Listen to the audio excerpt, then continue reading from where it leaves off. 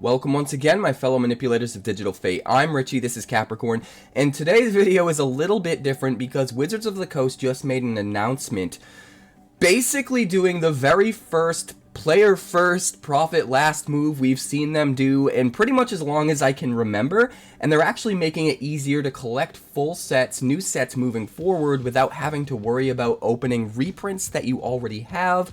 You don't have to waste wild cards to get new versions of reprinted cards that already exist in your collection, and they're just making it a lot easier to use the versions of the cards that you want to use without having to spend extra money, coins, or gems on acquiring different versions of the same card. We're going to go over the entire article detailing all of this, and I'm going to give you guys my thoughts on it along the way. Before we do that, please like the video. It helps me get it out to so many more people and helps the channel grow. And also subscribe if you're new because I have a ton of crazy content on the way.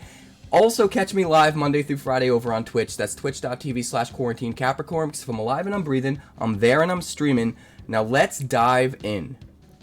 Alright, so MTG Arena reprint and card style improvements. This was posted on May 5th, 2025 by Max Manco. And it says, "Hello Internet, my name is Max Manco, and I've been a feature designer on the MTG Arena since 2023. The MTG Arena. Okay. I'm here today to talk about some really cool changes to how our game handles reprints and card styles. MTG Arena has always had a complicated relationship with reprints. I don't mean that figuratively. Tracking of players' inventories, reprints across multiple sets, and card styles creates an interconnected web of systems that were built for a very different world than the one that we live in now." That's an interesting way to put it. "The ways we've approached how players collect cards has changed over the years to accommodate these paradigm shifts." Lots of big words. "In an ideal world, players shouldn't have to consciously think about any of this. Players should be free to open packs, craft cards, and purchase card styles without worrying about doing things the right way. I get it, if there's one thing Magic players love, it's learning to optimize their gameplay, but there shouldn't be an optimal way to bling out your deck." Yeah, I'm gonna agree with that. That seems a little silly. "In a recent article, we mentioned that changes were on their way. We're happy to report that with the client update on May 10th, the next iteration of collection improvements is here." It's really interesting that this is happening on May 10th, because May 10th is also when they're unveiling the Final Fantasy set debut at PAX East. And that kind of makes me a little bit worried that maybe this is good news to overshadow some kind of bad news that they'll also be announcing that day, so that the players don't walk away completely upset. Maybe that's just me being pessimistic because Wizards has been awful for as long as I can remember when it comes to trying to make us pay as much money as we can for the littlest things. But I digress. Let's move on. Our goals. We had 3 major goals with our new suite of improvements. Player-friendly reprints. We should improve the experience of collecting cards, starting with how we handle reprints. That is for sure. Intuitive customization. Reprints and card styles should be easy to understand and collect. Absolutely. And worry-free collecting. Players should spend less time worrying about optimizing their collections so that they can spend more time deciding which treatments look the coolest. I don't really think people want to spend any time deciding which treatments look the coolest either. I think people mostly want to spend their time building their decks and playing the game, but maybe that's just me. What does this all mean? Allow me to break down the benefits step by step. Reprint collection improvements. We've adjusted how reprints are handled to make it easier to fill out your collection. Previously, to use a playset of a specific printing in your deck, you needed to open or craft 4 copies of that exact printing of the card. For reprints, especially at rare or mythic rare, that caused some frustration. As an example, the new Arid Mesa from Tarkir Dragonstorm is a lot less exciting if you already have a playset from Modern Horizons 2. That is true. We knew something had to change, that's why we've made 2 big improvements in this area. First, the number of copies of a card a player can use in their deck is equal to the number of copies of that card that that player has collected across all printings. Finally, this is something that they should have implemented since day one, and it's going to cost them money for sure, and this is awesome.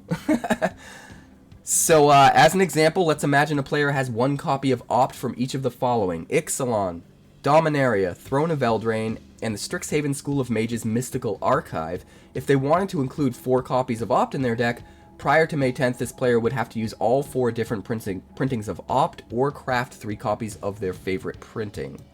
Starting next week, however, that same player could use 4 copies of Opt from any of those sets. They could even mix and match the different printings. So basically, as soon as you have 4 copies of a card, it doesn't care which version, which sets it came from, you now have 4 copies of that card in every set it's available in. All you need is, well, that's not completely accurate. I guess, let's move on, because I'm pretty sure that they clarify this. This is because the number of copies a player can include in their deck is equal to the number of copies of that card they've collected across all printings. Second, once a player has collected 4 copies of a card, they'll only need to collect a single copy of any new printing to be able to use 4 copies of that printing in their decks. So, this is what I was getting at before, but I was getting a little bit ahead of myself. So, every time there's a new reprint of a card in a new set, you're going to need to get 1 copy of it first. But as soon as you get that first copy from that set, that new printing, it's going to treat it almost like it's a card style. It's going to treat it like you have all 4 copies from that set now. You can now just add 4 copies of that version, even though you only pulled 1 out of a pack or pulled 1 in a draft or whatever the case may be. So you will still need to get 1 copy of a new reprinted card in order to have your cards look like that card style. But once you have that 1 copy, it's going to count like it's 4. It's going to count as 4 in your deck, so you can bling out your deck however you want. You can use whatever combination of whatever art styles and printings that you want as soon as you have just 1 copy of that new printing, as long as you have at least a full playset or as many cards as you actually want to add to your deck across all printings of it, which I think is really good. I think that's just kind of the intuitive, obvious way it should have been from the beginning. Going back to our Opt example, if we were to reprint Opt in a future set, any player that already had 4 copies of Opt would only need to craft or open 1 copy of Opt from this future set. Once they do, the game will treat it as if they have 4 copies of the new printing. And don't worry, MTG Arena is aware of how many copies of a card are useful to you and will prevent you from crafting more than you need. And you won't be required to collect as many reprints to fill out your collection. So that means instead of wasting some of your rare cards in some of the packs that you're opening on maybe like a rare reprint like Terror of the Peaks or something like that, if you already have 4 copies of Terror of the Peaks, you're not going to open extra copies of that until you're out of Terror of the Peaks. Wait. No, you won't open them at all, right? You'll only open 1 copy of the new Terror of the Peaks. And once you do, it unlocks that card style, basically. You're allowed to have up to 4 of that version, as long as you have at least 4 copies of it across all sets. So this does mean that you're not going to waste as many rares and mythic rares in your pack openings when you have rare and mythic rare reprints in the set.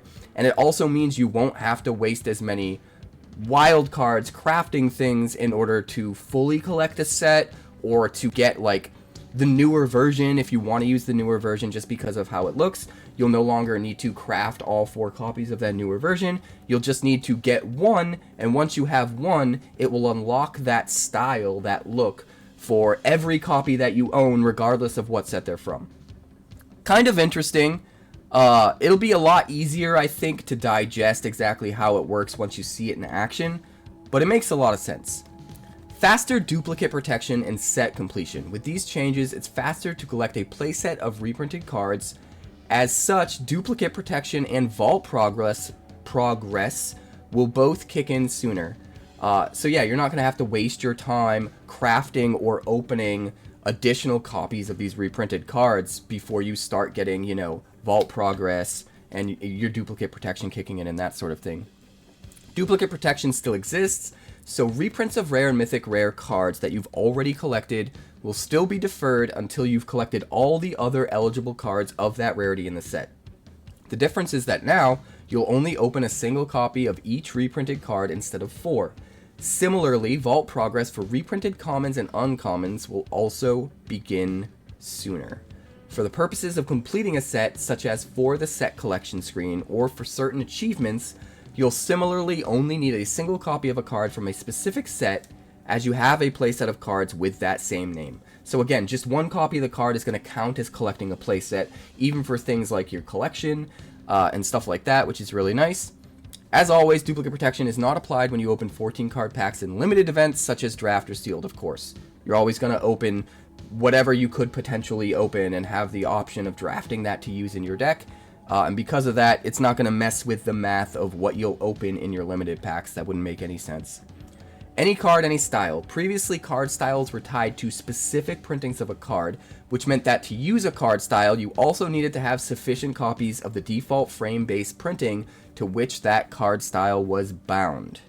Thalia is a very good example of this. Yeah, I actually encountered this problem with Thalia myself. A good example would be the Mina Harker version of Thalia, Guardian of Thraben. This card style was bound to the Innistrad Crimson Vow printing of Thalia. If you wanted all 4 copies of Thalia to use the Mina Harker Dracula series treatment, you needed 4 copies of the default frame card from Innistrad Crimson Vow. If you had previously used your hard-earned wildcards on the historic anthology printing of Thalia, this was a major feel-bad moment. Yes, it was. Now you can apply any card style to any base printing. To return to the Thalia example, this means that you can use the Mina Harker version even if all you have are historic anthology or March of the Machines Multiverse Legends printings of Thalia, and not the actual printing from Innistrad that that original card treatment was paired with, which is really interesting. So they show that here. So once you have this card treatment, it doesn't care which copies are from which set. It counts you as having 4 copies from every single set that you have at least a copy of, if you have at least a total of 4 copies or more. And obviously that's going to scale. If you only have 2 copies of a card and one's from one set and one's from another, it's going to treat it like you have 2 copies from one set and 2 copies of the other, with a max of 2 copies being able to be put in your deck. If that's, it gets a little bit confusing if you have less than a playset of cards. But it'll make sense, I think, when we're actually in there and doing it. Fun fact, internally we referred to this issue as the Thalia problem. I believe it. That's where I encountered it. You can even mix and match different printings so long as the total number of copies you've collected across all printings meets or exceeds the number you want to use in your deck. Craft using lowest MTG arena rarity. All cards with the same name will now require the same wild card to craft. The wild card of the lowest rarity that the card is ever released at on MTG Arena. So take Goreclaw, Terror of Kalsima. Originally printed in Core Set 2019 as a rare, it was reprinted as an uncommon in Pioneer Masters. With next week's update, crafting any printing of Goreclaw, Terror of Kalsima will only require an uncommon wildcard, even if that printing is a rare. So you can craft that rare just using an uncommon wildcard because it's available somewhere as an uncommon, which is also a really nice quality of life improvement for sure. This applies to any card reprinted at a lower rarity. If a card is ever released at a lower rarity in a future MTG Arena release, each of its printings will then require a lower rarity wildcard to craft. Which is cool. You can just use uncommon wildcards, and you can still use the rare version as, what the card looks like while you're playing, which I think is kind of the point. Better pre-constructed deck discounts. Previously, pre-constructed decks in the store were only discounted if they contain the exact same printings as the ones in your collection. This was especially annoying for decks that contained reprints of rare lands. Those lands are frequently reprinted, but players seldom craft them a second time. The discounts for pre-constructed decks in the store will now be based on the cards in your collection with the same name as the cards in the deck. It's not going to care about the version, which means all of those pre-constructed decks are going to go way down in cost probably. Everybody's pretty much got playsets of all the rare lands, right? We just don't bother to get multiple playsets in all of the different printings. Who would? So now this is going to take that into account, which is nice. As an example, let's take Blooming Marsh, which was printed in Outlaws of Thunder Junction and Kaladesh Remastered. If a pre-constructed deck contained 4 copies of Outlaw of Thunder Junction's Blooming Marsh, and you only had copies from Kaladesh Remastered, you wouldn't get a discount, but following this update, a player in that same situation will instead be granted a discount for 3 of the 4 copies of Blooming Marsh, You'll still need one copy of Outlaws of Thunder Junction printing to be able to use that visualization, but once you have that single copy in your collection, the game will treat it as though you had 4 copies of the card from the pre-constructed deck. So that's still nickel and diming you a little bit, since the version that's in the pre-constructed deck is Outlaws of Thunder Junction. It means that you're still going to have to own at least one copy of the card from Outlaws of Thunder Junction, and then it's going to count as having a playset. So if you don't already have a copy, it's still going to charge you for one copy from Outlaws of Thunder Junction, which feels a little bit bad. Like, I feel like with the pre-constructed decks, they might as well just, like, let you use whatever versions you have and not make you have to have the version that's in the pre-constructed deck that they're selling. So, I mean, it's good. You're still getting a cost reduction because you only need one if you don't have one. And if you already have one, it's not going to charge you for the other 3. But it's still a little bit nickel and diming the player, right? That feels a little bit... I mean, overall, I can't really complain too much because everything that they're doing here is, like, really good news and going to save people time and money, which is nice. But let's move on. Visual card collection improvements. The old interface. So this is the old interface. Every single card would have 4 pips above it, and however many are in your deck would light up gold.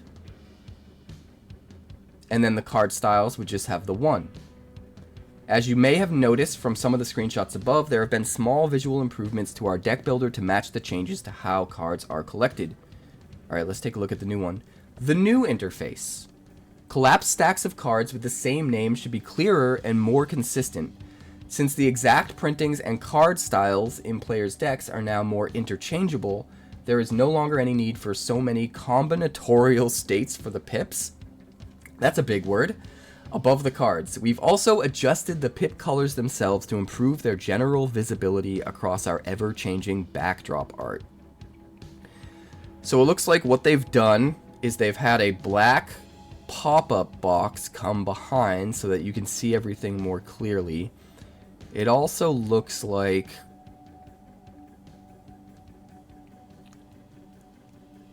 yeah, it looks like the blue and gold is much more defined around the edges, the pip color. Whereas in the original, they've got more of a glow around them, a darker glow, in order to separate them from the background, which is kind of interesting.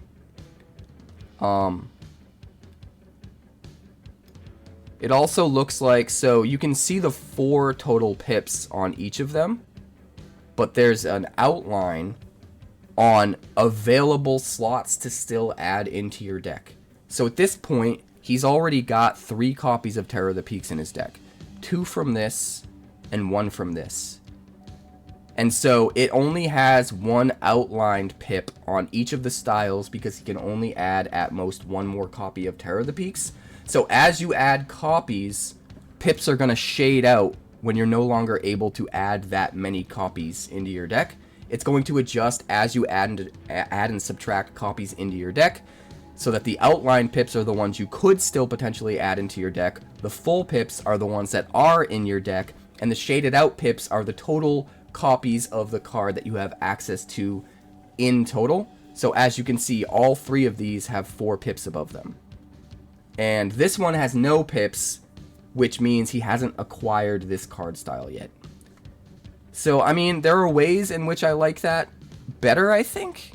I don't know if it's completely better until we try it out. But I do sort of like that it adjusts on the fly as you're building, as you're adding and subtracting cards.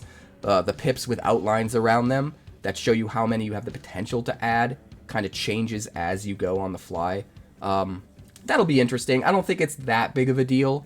I also think it just looks a lot better without the black box behind it, but I mean, maybe I'll feel differently when we're actually in the interface and doing it. We'll have to wait until the 10th and then we'll see. Next, when the same card stack is expanded, the pips above each individual printing and style are now dynamic to better convey how many more copies of a card can be added to a deck. We just talked about that, the dynamic, which pips are outlined based on how many can still be added into the deck. Printings and styles are still orange and blue respectively, while anything a player has not collected will show no pips above it. Additionally, individual card styles will display the exact number of copies being used in the deck, so it's not going to be just the one pip that lights up anymore. As always, we'll show appropriate warnings in the deck builder whenever a purchased or crafted card will grant a new visual option, but not a game piece. Closing thoughts. We can't wait for these improvements to drop on May 10th. We hope you enjoy them, and we look forward to your feedback and suggestions for improving the system in the future. Be on the lookout for a more technical breakdown from Ben Smith, one of our senior engineers, soon. I don't think we need a more technical breakdown, but this is just generally good news. We haven't got good news like this from Wizards, something that's going to save players money, in a long time. I can't remember the last time we had something like this that was a player first move by Wizards of the Coast. And I'm really pessimistic about the reasoning. Again, the fact that they're implementing this on the same day that they're announcing the Final Fantasy debut and showing those first cards from that set does have me a little bit pessimistic that there's some kind of negative thing being announced at the same time, and this is there to kind of smooth that over. But again, that could just be me being pessimistic. Who really knows? But either way, being able to just use whatever copy of the card we want and not have to worry about wasting wild cards and, wasting pack opens and stuff like that on getting every single copy of reprinted cards is a huge, huge thing that we should have had a long time ago, and I'm pretty stoked about it. Let me know how you feel in the comments. Let me know if you're worried like I am that this is just something to try to overshadow some sort of other negative thing coming on May 10th. Let me know in the comments, and I'll see you guys next time.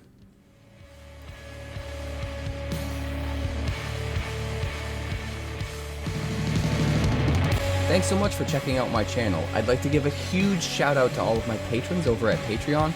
Without you guys, this channel would not be possible, so honestly, thank you from the bottom of my heart for all of your contributions. If you haven't yet, like and subscribe. The more likes we get and the quicker we get them, the bigger this channel will grow and the faster it will grow. I'd love nothing more than this channel to become something very special for you guys, but it's entirely up to you how fast that happens.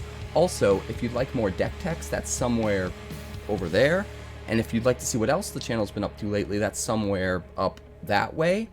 Also, subscribe, circle below, do all the things.